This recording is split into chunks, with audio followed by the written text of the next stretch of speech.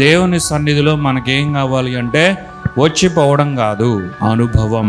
అది ఆత్మీయ అనుభవంగా అవ్వాలి. అది ఆత్మీయ అనుభవంగా కనుక అవ్వగలిగితే అది మన జీవితాన్ని మారుస్తుంది. హల్లెలూయా. సో అనుభవాన్ని మనము దేవుని సన్నిధిలో పొందుకోవాలి. అనుభవాన్ని పొందుకోవడానికి దేవుడు ఆయన మందిరానికి మనల్ని నడిపించేవాడుగా ఉన్నాడు. ఆత్మీయ అనుభవం మనం పొందుకుంటే, ఎంతగా పొందుకుంటే అంతగా మనము ఆశీర్వదింపబడతాం. ఎవరైనా ఇక మీదట దేవుని మందిరానికి వచ్చేటప్పుడు, దేవుని సన్నిధికి వచ్చేటప్పుడు, ప్రభువా నీతో నాకు అనుభవం కావాలి, నీ సన్నిధిలో అది అలాగే నా మదిలో, అది అలాగే నా హృదయంలో నిలిచిపోవాలి. అబ్బా ఈరోజు దేవుడు నాతో ఎంత బాగా మాట్లాడాడు, దేవుని స్వరం ఎంత బాగా ఉంది, దేవుడు ఎంత గొప్పగా ఆయన వాక్యాన్ని నాకు వినిపించాడు, ఈరోజు దేవుని ప్రణాళికలు ఎంత గొప్పగా ఉన్నాయి, ఎంత బాగా ఉన్నాయి అని మనము ఆనందించే విధంగా ఈ మన విజిట్, ఈ మన రాక, ఈ మన యొక్క సమయము అవ్వాలి అని దేవుడు కోరుకుంటున్నాడు. అది అనుభవపూర్వకమైన